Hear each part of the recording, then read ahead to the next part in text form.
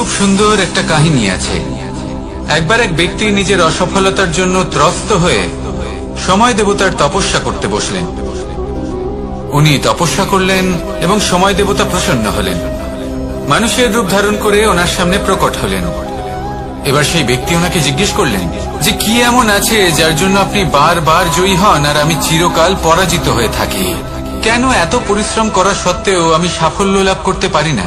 তখন সময় দেবতা উত্তর দিলেন যে দিন হোক বা রাত, ঝড় হোক বা ভূমিকম্প, রোদ হোক বা বৃষ্টি হোক, সময়ের সূত্রপাত হোক বা প্রলয়, আমি থামি না, আমি চলতেই থাকি। আর সেই জন্য যিনি থেমে যান তিনি পরাজিত হন আর আমি জয়ী হই। এটাই আমাদের শিখতে হবে। জীবনে সবসময় চলতে থাকুন, কখনো থামবেন না। হ্যাঁ, কিছুক্ষণের জন্য বিরতি নিতে পারেন, বিশ্রাম করার জন্য, নিজেকে আরো সশক্ত করে তোলার জন্য, কিন্তু থেমে যাবেন না। নিরন্তর কর্ম করতে থাকুন, পরিশ্রম করতে থাকুন, তবেই এই সংসার আপনাকে মনে রাখবে। আসুন আমার সাথে ভালোবেসে বলুন রাধা রাধা। আমাদের জীবনে গুরুজনেরা, জ্ঞানী মানুষজন সবসময় একটা কথা বলে, ধৈর্য ধরো। শুধুমাত্র দুটো শব্দ, কিন্তু কতটা বিশাল সেটা বোঝার চেষ্টা করুন। ছোট একটা অস্ত্র হাতে নিন এবং একটা বিশাল পর্বতে নিরন্তর প্রহার করতে থাকুন, ধৈর্য ধরে সেই কাজ করতে থাকুন। এমন একদিন আসবে এই বিশাল পর্বতে আপনি একটা পথ তৈরি করবেন। কোন ধনুর্ধর যখন নিজের বিদ্যা অর্জন করেন তখন তাকেও ধৈর্য ধরতে হয়, তার নিজেকে সময় দিতে হয়, তবেই সে ধনুর্বিদ্যা শিখতে পারে। সেইভাবে আমাদের জীবনেও ধৈর্য ধরার খুব প্রয়োজন। পরিবারে ধৈর্য রাখতে পারলে তাহলে আস্তে আস্তে দেখবেন প্রেম বৃদ্ধি পাচ্ছে। সমাজে যদি ধৈর্য রাখতে পারেন তাহলে আস্তে আস্তে এই সমাজ আপনাকে সম্মান করবে। যদি নিজের জীবনে ধৈর্য রাখতে পারেন তাহলে নিজে থেকেই আত্মবিশ্বাস বাড়বে, নিজের বিকাশ হবে। জীবনে সবই সম্ভব যদি ধৈর্য রাখতে পারেন। হয়তো আস্তে আস্তে হবে, কিন্তু হবে অবশ্যই। শুধু ধৈর্য রাখুন, কারণ ধৈর্যই সব থেকে বড় পুঁজি। আসুন আর আমার সাথে ভালোবেসে বলুন রাধা রাধা। আমাদের জীবনে যখনই আমরা কোনো বড় দায়িত্বের সম্মুখীন হই তখন আমরা তার থেকে দূরে পালাই আর এই অজুহাত দিই যে না না, এত বেশি ভার বহন করার যোগ্যতা আমার নেই, আমি করতেই পারবো না।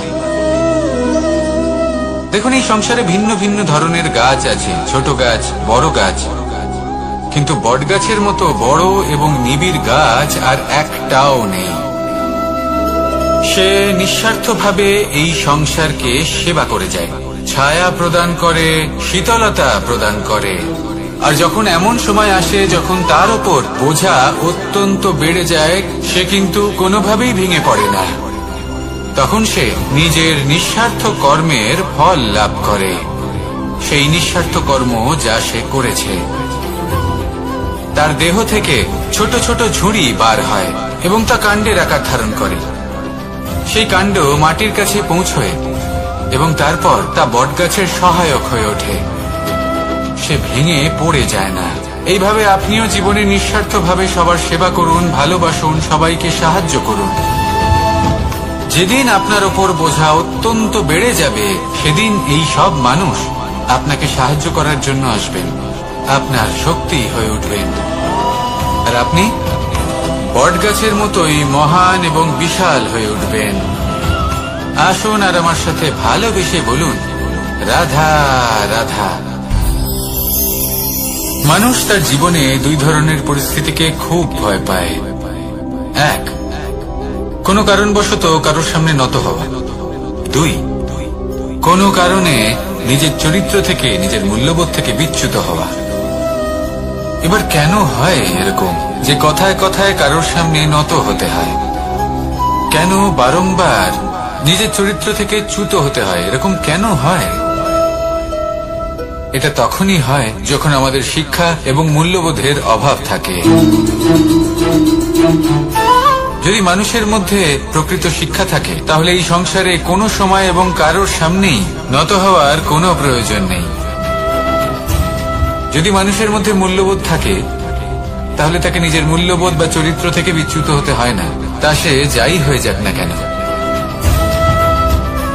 কোনো বালককে যদি জন্ম থেকেই সুশিক্ষার অধিকারী করা হয়, শিক্ষিত করা হয়, মূল্যবোধের অধিকারী করা হয়, তবে সে এই সংসারে এমন কর্ম করবে যাতে সে নিজেকে, নিজের পরিবারকে, সমগ্র সমাজকে গর্বিত করতে পারে। শিক্ষা লাভ করুন, মূল্যবোধ লাভ করুন এবং আমার সাথে ভালোবেসে বলুন, রাধা রাধা। পরিস্থিতি। অনেক মানুষের মুখে আমরা এই শব্দ শুনি। জীবনে যখন অসফল হই, দুঃখ আসে, সংকট আসে, কোনো বিপদ ঘনিয়ে আসে, তখন সমস্ত দোষ আমরা পরিস্থিতির ওপর চাপিয়ে দিই। আর দেখতে গেলে কোথাও না কোথাও ঠিকই করি। এই পরিস্থিতি প্রত্যেক দিনের মতো পাল্টাতে থাকে, কিন্তু এই দিন, এই রাত, এমন কেউ আছেন যিনি এর ওপরেও নিয়ন্ত্রণ সাধন করেন, আর তিনি হলেন সূর্য।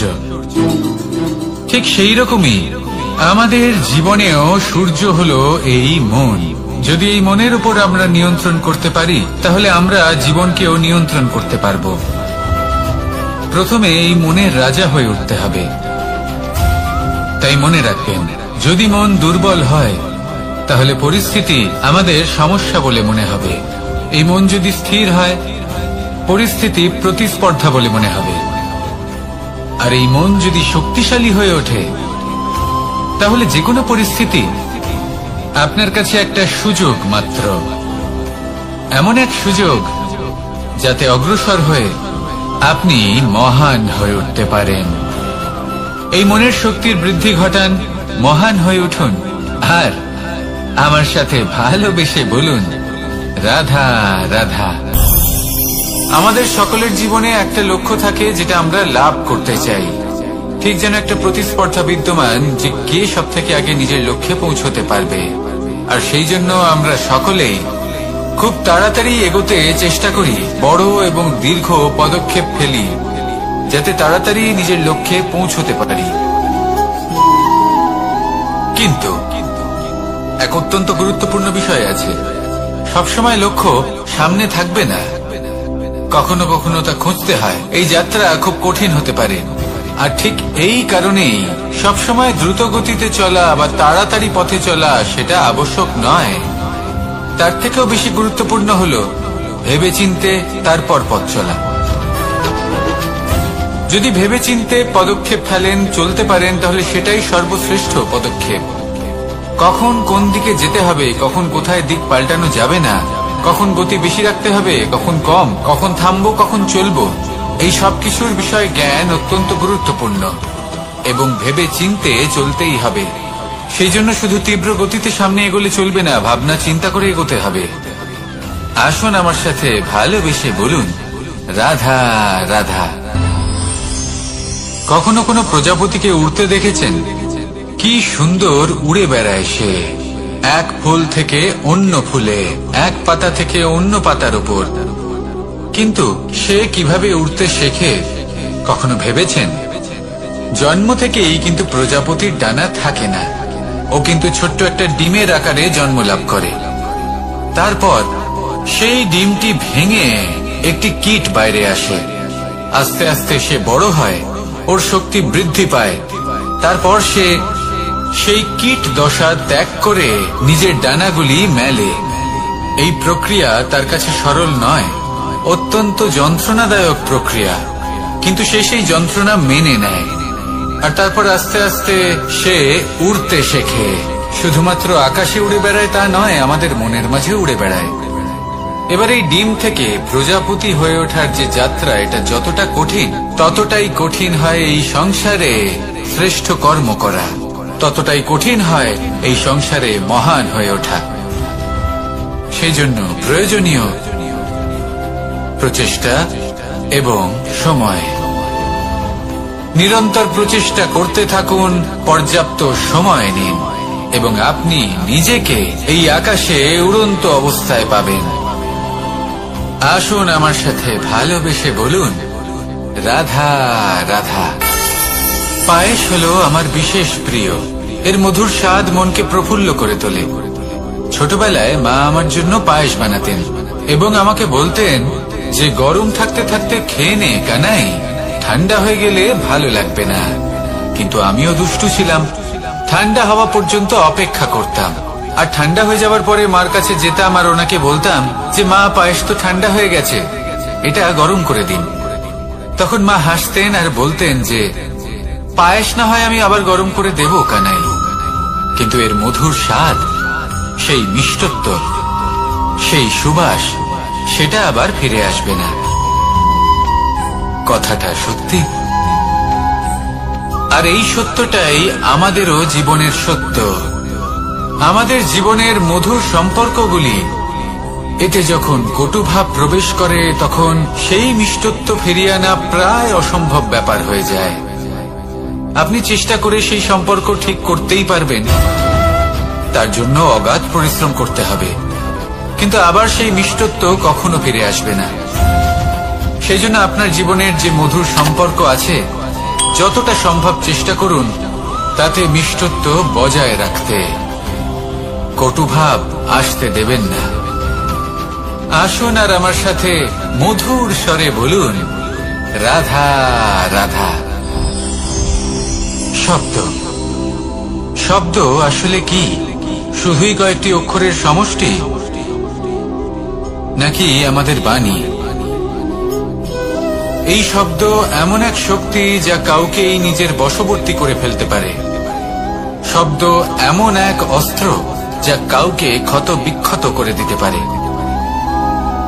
এই শব্দ হলো একটি নাদ স্বরূপ যা কোনো ঘুমন্ত ব্যক্তিকেও জাগিয়ে তুলতে পারে এবং নিজের লক্ষ্যের দিকে অগ্রসর করতে পারে। শব্দে এত শক্তি আছে যে কারোর মনে এতটা আঘাত দিতে পারে যে সে হয়তো জীবনে আর কখনো এগোতেই পারল না। তাহলে এই শব্দের প্রয়োগ খুব ভেবে চিন্তে করবেন। এবং এই শব্দের মতোই হলো নীরবতা। অনেক সময় এই নীরবতা আমাদের সহায়ক হয়ে ওঠে। অনেক সময় এটা আমাদের অনুশোচনাকে অনেক বেশি বাড়িয়ে তুলতে পারে। ভীষ্ম পিতামহ, অঙ্গরাজ কর্ণ, যখন দ্রৌপদীর বস্ত্রহরণ হচ্ছিল তখন এনারা নীরব ছিলেন। দুর্যোধনের বিরোধিতা করেননি, ওকে বাধা দেননি। আর তারপর কি হলো সেটা আপনারা সকলে জানেন। দেখতে গেলে নীরবতা চুপ করে থাকা, কিন্তু যদি কোনো দুষ্টের সামনে চুপ করে থাকেন, যদি তার বিরোধিতা না করতে পারেন, তাহলে এই নীরবতাই অনেক বড় পাপের আকার ধারণ করে। মনে রাখবেন আর আমার সাথে ভালোবেসে বলবেন, রাধা রাধা। আভূষণ, কার না ভালো লাগে এই আভূষণ? আমরা পরিশ্রম করি, ধন অর্জন করি আর আভূষণ কিনে থাকি, কখনো নিজের জন্য, কখনো বা তাদের জন্য যাকে আমরা ভালোবাসি, বা তাদের জন্য যাকে আমরা সম্মান করি। হয়তো সেই জন্যই সীতা চূড়ামণি ধারণ করেছিলেন এবং আমি সামন্তকমণি। কিন্তু এটাই কি সেই প্রকৃত আভূষণ যা আপনার মূল্য বৃদ্ধি করে? না। শ্রীরামের আভূষণ হলো ওনার নম্র ভদ্র ব্যবহার। মাতা সীতার আভূষণ হলো ওনার সততা, ওনার নিষ্ঠা, ওনার ত্যাগ। অর্জুনের আভূষণ ছিল ওনার একাগ্রতা। রাধার আভূষণ ওনার প্রেম। এই আভূষণ কোথাও নেই, আপনার মনে আছে। যদি আপনার মনে মিষ্টতা থাকে, তা শান্ত হয়, তাতে সততা থাকে, নিষ্ঠা থাকে এবং প্রেম থাকে, তাহলে আপনার অন্য আর কোনো আভূষণের কোনো প্রয়োজন নেই। আপনি যতই ভিড়ের মাঝে থাকুন, আপনার ঔজ্জ্বল্য চোখে পড়বে। আসুন আর আমার সাথে ভালোবেসে বলুন, রাধা রাধা। এই সংসারের সব থেকে বড় সত্যি হলো জন্ম এবং মৃত্যু, কিন্তু আরো বড় একটা সত্য আছে, মিত্র এবং শত্রু, যা আমাদের সকলের জীবনে থাকে। মিত্র সে যে আমাদের সঙ্গ দেয় এবং সংসারের সব থেকে উঁচু শিখরে আমাদের নিয়ে যায়, এবং শত্রু সে যে যে কোনো মুহূর্তে যে কোনো শিখর থেকে আমাদের নিচে ফেলে দিতে পারে। এবার বিচিত্র ব্যাপার হলো এটাই যে আমরা নিজেরাই এদের সাথে নিয়ে চলি, নিজেরাই এদের পালন করি। তা কি করে? প্রথমে বুঝুন এই মিত্র এবং শত্রু কারা। আপনার নিজের মন, আর কেউ নয়। এই মনই হলো মিত্র। যখন তাতে ভারসাম্য বজায় থাকে, তা নিয়ন্ত্রিত থাকে, তা পবিত্র হয়। কিন্তু যদি এই মন অনিয়ন্ত্রিত হয়ে পড়ে, যদি আপনাকে সে নিয়ন্ত্রণ করতে শুরু করে, তখন সেই আপনার সবথেকে বড় শত্রু হয়। সেই জন্য এই মনের ওপর নিয়ন্ত্রণ রাখতে শিখুন, এতে ভারসাম্য বজায় রাখতে শিখুন। তাহলে আপনি এমন এক বন্ধুকে পাবেন যে আপনাকে এই সংসারের শিখরে পৌঁছে দেবে। আসুন আমার সাথে ভালোবেসে বলুন, রাধা রাধা। ঈশ্বর আসলে কে? সংসারের বেশিরভাগ মানুষের কাছে ঈশ্বর হলেন এই সংসারের রচয়িতা, পালনকর্তা। কারোর কাছে উনি জ্ঞাতা, কারোর কাছে উনি হলেন আস্থার প্রতীক, আবার কারোর জন্য শুধুমাত্র অন্ধ বিশ্বাস। কিন্তু এই ঈশ্বর কি কোনো শরীর, নাকি একটা বোধ, নাকি শুধুই শ্রদ্ধা? ঈশ্বর হলেন তিনি যিনি হলেন আপনার ইষ্ট। সেই জন্যই তো গুরু, মাতা, পিতা এনাদেরও ঈশ্বরই বলা হয়েছে। যাদেরকে আমরা ঈশ্বর বলে মনে করি, যারা আমাদের ইষ্ট, তারা আমাদের একটি পথ দেখান, একটি দিকে চালিত করেন। সেই পথে চলে আপনি শুভ কর্ম করতে পারেন। আর যখন কোনো ব্যক্তি তার ঈশ্বরের আদেশ পালন করেন, তখন সে নিজে থেকেই শুভ পথে অগ্রসর হয়ে যান। বেশ কয়েকজন মানুষ ঈশ্বরের উপর আস্থা রাখেন এবং ভাবেন যে অনুচিত কোনো কাজ করা উচিত নয়, ঈশ্বর দেখছেন।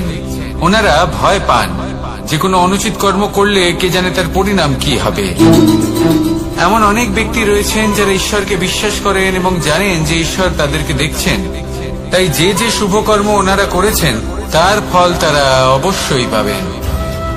এবার আপনি ভয় পেয়ে ঈশ্বরকে বিশ্বাস করবেন, নাকি বিশ্বাসের দ্বারা ঈশ্বরকে বিশ্বাস করবেন, সেই সিদ্ধান্ত আপনারই। কিন্তু হ্যাঁ, যদি আপনার মনে ঈশ্বরের জন্য কোনো স্থান থাকে, যদি আপনার কোনো ইষ্ট থাকেন, যদি আপনি কাউকে ঈশ্বর মনে করেন, যার প্রত্যেক আদেশ আপনি পালন করে থাকেন, তাহলে বলি ঈশ্বর কখনো আপনাকে অনুচিত পথে চালিত করবেন না। আসুন আমার সাথে ভালোবেসে বলুন, রাধা রাধা। এই সংসারে ভিন্ন ভিন্ন ধরনের গাছ আছে, অসংখ্য ধরনের প্রজাতি আছে। কিছু গাছ পাতা দিয়ে থাকে, কিছু ফুল, কিছু ফল। কেউ ছায়া প্রদান করে, কেউ শীতলতা প্রদান করে, কেউ নিজেকে খুব কষ্ট দিয়ে এই সংসারের বিকাশে সহায়ক হয়ে ওঠে। কিন্তু এই সবার মধ্যে একটা বিষয় কিন্তু সমান,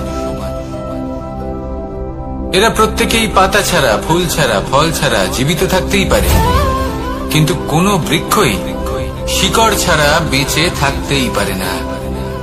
এটাই হলো রাধা। ঠিক সেইভাবেই আমাদের জীবনে শক্তি হোক, ধন হোক বা সাফল্য হোক, আমাদের বা আমাদের পরিবারের প্রসন্নতাই হোক, এই সবকিছুর আধার হলো, সবকিছুর মূল হলো পরিশ্রম। তাই জীবনে চিরকাল পরিশ্রম করতে থাকুন।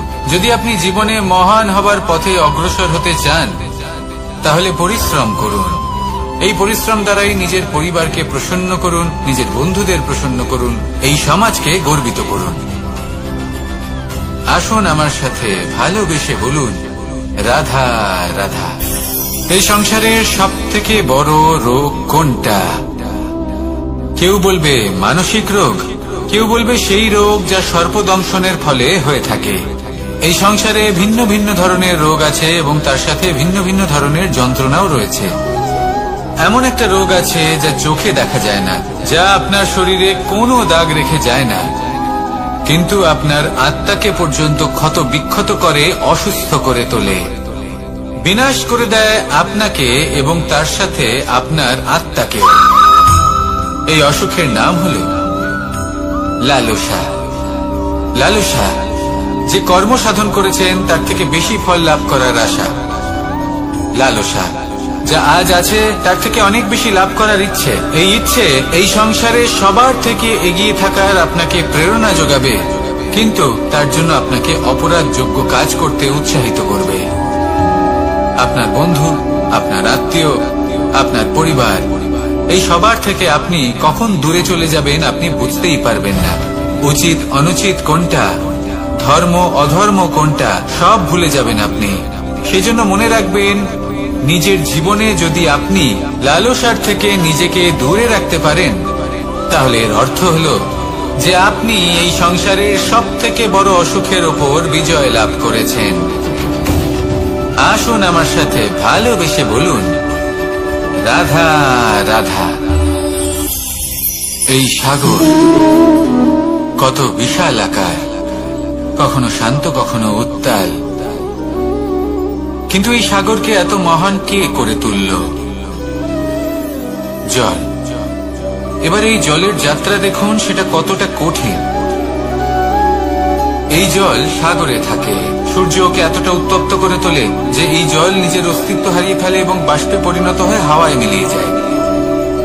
তারপরে আকাশে যায় আর নিজের অস্তিত্ব আবার হারিয়ে ফেলে, মেঘে পরিণত হয়। তারপর এই মেঘ কোথাও গিয়ে কোনো পর্বতে ধাক্কা খায়, তারপর আবার এই জল নিজের অস্তিত্ব হারায়। তারপরে বর্ষার রূপ ধারণ করে তা বর্ষিত হয়, বা কোনো পর্বতের চূড়ায় তার শিখরে বরফের রূপ ধারণ করে। তারপরে এই বর্ষা মাটির দিকে নিজের যাত্রা শুরু করে। এবার মাটিতে ঝরে পড়া এই বর্ষা স্রোতের আকার ধারণ করে এবং আস্তে আস্তে বইতে থাকে। এই নদীর আকার ধারণ করে এবং নদী রূপে বইতে বইতে পাথরে ধাক্কা খায় বা কোনো পর্বতে ধাক্কা খায়, আর তারপর এই নদী এসে সাগরে সমাহিত হয়ে যায়। নদীর এই জল আবারও নিজের অস্তিত্ব হারিয়ে ফেলে, কিন্তু এইবার সেই জল নিজেই সাগরে পরিণত হয়। এটা আমাদের সকলের জন্য একটা শিক্ষা যে এই সংসারে জীবন এবং সময়ের হলো এক অনন্ত যাত্রা। এই সংসারে যা কিছু আছে তার সূত্রপাত কোথাও একটা হবে। সেই জন্য মৃত্যু এবং সমাপ্তির চিন্তা ত্যাগ করে দিন, আর যে সূত্রপাত আপনি লাভ করছেন তার আনন্দ উপভোগ করুন। ভেবে দেখুন আপনি কিভাবে শ্রেষ্ঠ কর্ম করতে পারেন যাতে এই সংসার এবং এই সমাজ, এই দুইয়ের মঙ্গল সম্ভব। আসুন আমার সাথে ভালোবেসে বলুন, রাধা রাধা। মাকড়সার জাল দেখতে পাচ্ছেন? মাকড়সারা ভীষণ পরিশ্রম করে এটা তৈরি করে, নিজের শরীরের রস দিয়ে এই জাল বনে। আপনি কি এটার উদ্দেশ্য জানেন? আসলে মাকড়সা এই জালে ছোট কীটপতঙ্গ ধরে তাদেরকে খাদ্যরূপে গ্রহণ করে। কিন্তু আপনি কি এই কথা জানেন যে একদিন মাকড়সা নিজেই নিজের জালে জড়িয়ে মৃত্যুবরণ করে থাকে? বলুন, কি করেন আপনি এই জাল দেখতে পেলে? দেখতে পেলেই মুছে ফেলেন এর অস্তিত্ব, তাই না? তেমনি অন্যদিকে পাখির বাসা, পাখিরাও ভীষণ পরিশ্রম করে এটা তৈরি করে। কিন্তু যদি পাখি একদিন এটা ছেড়ে চলে যায়, তাহলেও লোকে এটা নষ্ট করে দেয় না। কারণটা কি? এর কারণ হল এর নির্মাণ জীবন সঞ্চারের জন্য করা হয়েছে, নষ্ট করার জন্য নয়। তাই মনে রাখবেন, জীবনে আপনার পরিশ্রম যতই বেশি হোক না কেন, যদি আপনার লক্ষ্য শুভ না হয়, তাহলে আপনারও বিনাশ নিশ্চিত। তাই সৃজন করতেই থাকুন, আর মুগ্ধ হয়ে বলুন, রাধা রাধা।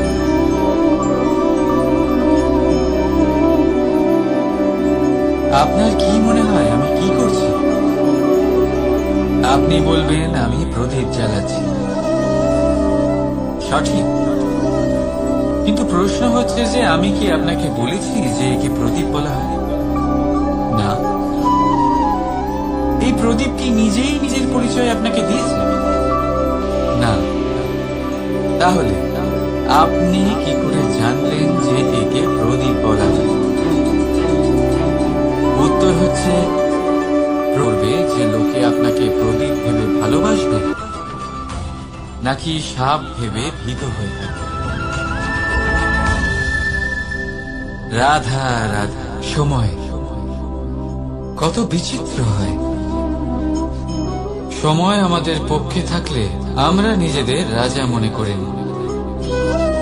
আর সেই সময় যদি বিপক্ষে চলে যায়, তাহলে নিঃস্ব হতে সময় লাগে না। তাই মানুষের একটা অভ্যেস আছে, খারাপ সময়ের জন্য কিছু সঞ্চয় করা। আত্মীয়, বন্ধু খারাপ সময়ে পাশ থেকে সরে যায়। যশ, মান প্রতিকূল সময় চিরস্থায়ী হয় না। তাই মানুষ মনে করে অর্থ সঞ্চয় করাই শ্রেয়। অর্থের কোনো হৃদয় নেই যা সময়ের সাথে পরিবর্তিত হবে। সংসার বলে সর্বদা অর্থ সঞ্চয় করতে থাকুন।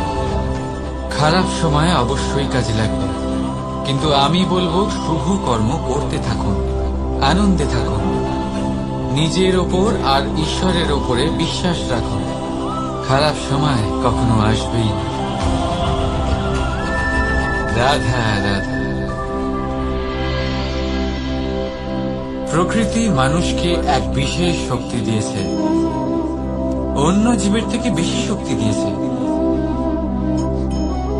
স্মরণ শক্তি। এই শক্তি মানুষকে অন্য জীবের থেকে ভিন্ন করে, ইতিহাস রচনা করার প্রেরণা দেয়, জ্ঞানকে বংশানুক্রমে এগিয়েও নিয়ে যায়। আর যারা ভুলে যান,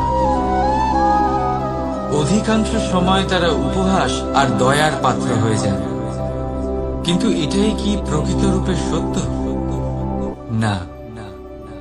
এই স্মরণ শক্তি মানুষের বিকাশের সব থেকে বড় বাধা হয়ে দাঁড়ায়। তার মনকে দূষিত করে দেয়। খারাপ অভিজ্ঞতা, কারোর করা বিশ্বাসঘাতকতা, কারোর কটাক্ষ বেশিরভাগ মানুষই ভুলতে পারেন না। রাধা রাধা। মানুষ নিজের পরিবারের জন্য কত কিছুই না করে, দিন রাত পরিশ্রম করতে থাকে যাতে তার পরিবারের প্রয়োজন পূরণের জন্য অর্থ রোজগার করতে পারে। কিন্তু শুধু অর্থ রোজগার করাটাই কি যথেষ্ট? আপনি বলবেন হ্যাঁ, নিশ্চয়ই। অর্থ দিয়ে সবকিছু পাওয়া যায়, বিদ্যা পাওয়া যায়, বাড়ি পাওয়া যায়, ওষুধ পাওয়া যায়, আর কত কিছুই না পাওয়া যায়। এইসব একটা পর্যায় পর্যন্ত সঠিক, কিন্তু একটু মন দিয়ে ভেবে দেখুন, যখন কোনো শিশু অসুস্থ হয়ে পড়ে তখন সে ওই তিক্ত ওষুধ কেন খেয়ে নেয়? এই জন্য কারণ ওর পিতা সেই ওষুধ অর্থ দিয়ে কিনেছে? না, বরং এই জন্য কারণ তার পিতা যে তার সামনে দাঁড়িয়ে, তার উপরে তার বিশ্বাস আছে। বিশ্বাস আছে যে উনি তার কিছু হতে দেবেন না। এই বিশ্বাস, এই সংস্কার, এই শিক্ষা কখনো অর্থ দিয়ে পাওয়া যায় না। এটা পাওয়া যায় সেই সময় থেকে যা মাতা পিতা তাদের সন্তানের সাথে কাটিয়েছে। তাই জীবনে অর্থ অবশ্যই উপার্জন করুন, কিন্তু নিজের পরিবারকেও সময় দিন, আনন্দ পাবে। রাধা রাধা। বিরোধিতা এমন এক শব্দ যা শুনে আমরা সবাই ভয় পেতে থাকি। যদি কেউ আমাদের বিরোধিতা করে তা আমাদের সহ্য হয় না। আমরাও কারোর বিরোধিতা করে কোনো শত্রুতা করতে চাই না। এই ধরনের ভাবনা আমাদের মনে আসতেই থাকে। কিন্তু বিরোধিতা, এই শব্দ আপনার শান্তির জন্য, আপনার সুখের জন্য কতটা গুরুত্বপূর্ণ তা আপনারা জানেন না। তাই যদি কাল এসে কেউ আপনার বিরোধিতা করে, তখন সবার আগে নিজেকে যাচাই করুন। আপনি কি ভুল করেছেন? আপনার দোষ কি? নিজের মধ্যে কি ত্রুটি আছে সেটা বোঝার চেষ্টা করুন, নিজেকে সংশোধন করার চেষ্টা করুন, তারপর দেখুন বিরোধিতার এই আগুন আপনাকে স্বর্ণ থেকে কুন্দন বানিয়ে তুলবে। বলা হয় এই সংসারে খারাপ বেড়েই চলেছে, কিন্তু তার কারণ এ নয় যে খারাপ মানুষ বেড়ে চলেছে। তার কারণ হল যে ভালো মানুষ, যাদের ভালো চিন্তা, ভালো বিচারধারা আছে, তারা খারাপের বিরোধিতা করতে পারে। যদি আপনার সম্মুখে কোনো খারাপ কর্ম হয়, তাহলে তার বিরোধিতা করতে সংকোচ করবেন না, কারণ বিরোধিতার এই আগুন মন্দকে পিছুপা হতে অবশ্যই বাধ্য করে। রাধা রাধা। জীবনে আপনি এরকম মানুষও দেখবেন যারা এটা বলে, ভাবে, নিজেকেও বলে যে উনি সেই এমন ব্যক্তি যার মতো আমি হতে চাই। ঠিক আছে, কারোর থেকে প্রেরণা নেওয়াটা কোনো ভুল নয়, কিন্তু কখনো কখনো এই প্রেরণা গুরুত্বহীন হয়ে যায় আর আমরা শুরু করে দিই সেই ব্যক্তিকে নকল করতে। এখানেই থেমে যায় আমাদের উন্নতি। এবারে দেখুন, সংসারে শত কোটি রঙের ফুল আছে, কিন্তু তারা কখনো একে অপরকে নকল করে না। সময়কে ব্যবহার করুন নিজের অস্তিত্ব নির্মাণ করার জন্য, কারণ কারোর ছায়া হওয়ার থেকে ভালো আপনি কারোর জন্য প্রেরণা হয়ে উঠুন। রাধা রাধা। আমরা সকলে পাথুরে রাস্তা এড়িয়ে চলি, কারণ এই পথের পাথর আমাদের যাত্রা আরো কঠিন করে তোলে, আমাদের পা আহত করে দেয়। কিন্তু একটা গুরুত্বপূর্ণ কথা আমরা ভুলেই যাই, এই কঠিন পথে না শুধু আমাদেরকে নিজেদের দুর্বলতার সাথে পরিচয় করায়, বরং আমাদের শক্ত হওয়ার প্রেরণাও দিতে থাকে। সময়ের সাথে ঠিক এমনটাই হতে থাকে। সবাই ভালো সময়ের অপেক্ষা করতে থাকে, ভালো সময়ের জন্য পরিশ্রম করেন, তার জন্যই চিন্তা করেন, কিন্তু ভুলে যান যে ভালো সময় বহুবার আমাদের বিবেক নষ্ট করে দেয়।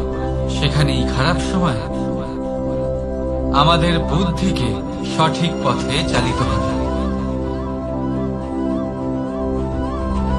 রাধা রাধা। ঘোড়াকে যতই প্রশিক্ষণ প্রদান করুন, তার মুখে লাগাম তো পরাতেই হবে। একজন ভালো চালক সেই ঘোড়ার লাগাম মাঝে মাঝে টেনে ধরে, তাকে সঠিক পথে চালিত করতে, যাতে সেই ঘোড়া দিকভ্রান্ত না হয়। এবার একটু ভাবুন, ঠিক এরকমই হয় আমাদের মন। যদি এটা বিবেকের লাগাম দিয়ে মাঝে মাঝে আমরা টেনে না ধরি, তাহলে আমাদের এই মন দিকভ্রান্ত হতে পারে। আর যদি আপনি আপনার লক্ষ্যে পৌঁছতে চান, তখন মনের এই লাগাম মাঝে মাঝে আপনাকে অবশ্যই টেনে ধরতে হবে, কারণ বিবেকের এই পথ প্রদর্শনই আপনাকে ভালোভাবে আপনার লক্ষ্যে পৌঁছে দেবে। মনে রাখবেন আর আমার সাথে ভালোবেসে বলবেন, রাধা রাধা। আপনি কখনো জাঁতা কল দেখেছেন? তাতে গম পেশা হয়। গমকে এমন ভাবে পেশা হয় যাতে আমরা তা খেতে পারি, জীবিত থাকতে পারি। আর যদি আপনি মন দিয়ে দেখেন, তাহলে কলের নিচের অংশ কখনো ঘোরে না, শুধুমাত্র উপরের অংশই ঘোরে। আর তবেই তা গম পিষতে পারে, আর তবেই রুটি তৈরি হতে পারে। কিন্তু ভেবে দেখুন, যদি কলের দুটো অংশই ঘুরতে থাকে, তাহলে কি হবে? তা গম পেশার বদলে একে অপরকে পিষে নিজেদের অস্তিত্ব শেষ করে দেবে। তাই জীবনে কোনো কাজ যখন মন আর মস্তিষ্ক মিশিয়ে করা হয়, তখনই তা সম্পন্ন হয়। কিন্তু যখন বিষয় হলো ভক্তি, তখন মস্তিষ্কের যুক্তির মৌন থাকা প্রয়োজন। আর যখন বিষয় হলো কর্ম আর ন্যায়, তখন মনের আবেগের মৌন থাকা প্রয়োজন। মানুষের জীবনে সবসময় কিছু না কিছু ঘটে চলেছে। কখনো ভালো কিছু ঘটে, আবার কখনো দুর্ঘটনা ঘটে। এবার যখনই কোনো দুর্ঘটনা ঘটে, মানুষ ঈশ্বরের কাছে প্রার্থনা করে যে, হে ঈশ্বর, আমাকে রক্ষা করুন, এই বিপদ থেকে আমাকে উদ্ধার করুন। বা সে সেই সমস্ত দোষ চাপিয়ে দেয় নিজের প্রারব্ধ, নিজের ভাগ্যের ওপর। কিন্তু যদি আপনি গভীরভাবে ভাবেন, তাহলে প্রত্যেক দুর্ঘটনা, বাধা এবং বিপদ আপনার জীবনে শুধু একটাই উদ্দেশ্য নিয়ে আসে, আপনাকে আরো যোগ্য করে তোলার জন্য। যদি আপনাদের একটা উদাহরণ দিই, বর্ষার ঋতুতে যখন প্রচন্ড মাত্রায় বৃষ্টি পড়ে, ছাদ থেকে জল পড়তে থাকে, তখন আপনি নিশ্চিত করে নেন, স্থির করে নেন যে এবার আমি এই ছাদকে নতুন করে বানিয়ে তুলব, আরো শক্তিশালী বানিয়ে তুলব, আরো দৃঢ় বানাবো। আপনার জীবনে যখন কোনো অসুখ করে, তারপর আপনি জীবনে আরো সাবধানী হয়ে যান, আরো সতর্ক হয়ে যান, স্থির করে নেন যে এটা যেন দ্বিতীয়বার না হয়, ঠিক কিনা? এই বিপদ, এই দুর্ঘটনা, এই সংকট, এগুলো জীবনে আসবে আপনাকে আরো শ্রেষ্ঠ করে তোলার জন্য। এবার এটা আপনার ওপর। আপনি একে ভাগ্যের পরিহাস বলে মনে করবেন, নাকি ঈশ্বরের সংকেত মনে করবেন, যিনি আপনাকে আরো শ্রেষ্ঠ করে তুলতে চান? সিদ্ধান্ত আপনারই। আসুন আর আমার সাথে ভালোবেসে বলুন, রাধা রাধা। এই সংসারে যখনই দুজন মানুষ একত্রিত হয়ে কোনো সমস্যার বিষয়ে আলোচনা করেন, তখন হয় সবার শেষে কোনো না কোনো সমাধান বের করেন বা কোনো না কোনো বিবাদ করেন। এই বিবাদ হলো মনুষ্য জীবনের সব থেকে বড় ঝামেলা, সব থেকে বড় সমস্যা। ভেবে দেখুন, এই বিবাদ কেন হয়? তখনই হয় যখন বার্তালাপ ঠিকমতো হয় না। আর বার্তালাপ ঠিকমতো কেন হয় না? কারণ বেশিরভাগ সময় মানুষ একটাই ভুল করে বসে। সামনের মানুষের কথা শোনেন, কিন্তু তার উত্তর দেবার জন্য, তার কথার মর্ম বোঝার জন্য নয়। কিন্তু যেদিন থেকে, যে মুহূর্ত থেকে আপনি এটা শিখতে শুরু করে দেবেন যে আমি অপরের কথা শুনব, কিন্তু সেটা বোঝার জন্য, তাকে উল্টে জবাব দেবার জন্য নয়, সেদিন থেকেই বিবাদের সমাপ্তি ঘটবে আর বার্তালাপ স্পষ্ট হয়ে যাবে। দেখুন, হয় সামনের মানুষের কথা বুঝতে শিখুন, বা নিজের বক্তব্য ভালোভাবে সামনের মানুষটাকে বুঝিয়ে বলুন। বার্তালাপ নাকি বিবাদ, আপনি কোনটা চান? সিদ্ধান্ত আপনার। আসুন আর আমার সাথে ভালোবেসে বলুন, রাধা রাধা। অনেক সময় আমাদের মনেই ভাবনা আসে যে আমাদের নিরীহ স্বভাবের সুযোগ নিয়ে এই সংসারের মানুষ শুধু আমাদের দুঃখই দেয়। কতবার এমন মনে হয় যে আমরা সবাইকে সাহায্য করার জন্য এগিয়ে যাই আর সকলে আমাদেরই দোষ দেয়। অনেক সময় এমন মনে হয় যে আমরা শুধুই সৎকর্ম করি, সকলের ভালো চাই, কিন্তু সকলে আমাদেরই বিষয়ে খারাপ কথা বলতে থাকে। দুঃখ হয়, কিন্তু আমাদের এটা ভেবে দেখা উচিত যে মানুষ আম গাছের গায়ে পাথর ছোড়ে, শাল গাছের গায়ে পাথর কেন ছোড়ে না? কারণ এই আম গাছে পাওয়া যায় মিষ্টি এবং সুস্বাদু ফল। অন্যদিকে শাল গাছ থেকে আমরা কি পাই? শুধুই কাঠ। তাই যদি আপনাকে কেউ কথা শোনায়, আপনাকে কোনো কিছুতে বাধ্য করার চেষ্টা করে, আপনার বিষয়ে অনুচিত কথা বলে, তাহলে নিশ্চয়ই আপনার মধ্যে এমন বিশেষ কিছু আছে যা তাদের মধ্যে নেই। নিজের মধ্যে আত্মবিশ্বাস বাড়িয়ে তুলুন, ধন্যাত্মক ভাব আনুন, সৎকর্ম করতে থাকুন। কোনো কটুতা এই মনে প্রবেশ করতে দেবেন না। এই মন সুপ্রসন্ন হয়ে বলবে, রাধা রাধা। এ হলো এক আম গাছ, আর খুব যত্ন সহকারে আমি এটা বড় করেছি। প্রথমে বীজ বপন করেছি, তারপর সিঞ্চন করেছি, তারপর এর থেকে অঙ্কুর বেরিয়েছে, তারপর দিন প্রতিদিন আমি এতে জল দিয়েছি। আস্তে আস্তে ওর পাতা বেরিয়েছে, তারপর ও একটা গাছের আকার ধারণ করেছে। এইভাবেই যদি প্রতিদিন আমি ওর দেখাশোনা করি, তাহলে নিশ্চিত রূপে এর শিকড় আরো দৃঢ় হবে এবং একটা বিশাল গাছের আকার ধারণ করবে, যার থেকে কিছু ডাল জন্ম নেবে, আর তাতে আমি পাবো কিছু মিষ্টি সুস্বাদু আম ফল। এবার আম তো সকলের প্রিয়, সকলের পছন্দের ফল, সকলে খেতে চান। কিন্তু আম পাওয়ার জন্য আগে আপনাকে সেই গাছের যত্ন নিতে হবে। যদি আপনি গাছ লাগিয়ে তারপর ভুলে যান, তাহলে সেই গাছের কি হবে? তার অস্তিত্বটাই মুছে যাবে, তাই না? আমাদের সম্পর্কগুলো কিছুটা এরকমই হয়। যদি সম্পর্ক জুড়ে আপনি ভুলে যান, তাহলে তার অস্তিত্বই মুছে যাবে। তাই শুধুই সম্পর্ক গড়বেন না, তাকে পালনও করুন। নিশ্চিত রূপে আপনার এই সম্পর্করূপী বৃক্ষের ডালে আনন্দের মিষ্টি সুস্বাদু আম ফল নিশ্চয়ই পাওয়া যাবে। তাহলে প্রত্যেক দিন প্রত্যেক সম্পর্ক পালন করুন, তার থেকে আনন্দ লাভ করুন। এই মন ভালোবেসে বলবে, রাধা রাধা।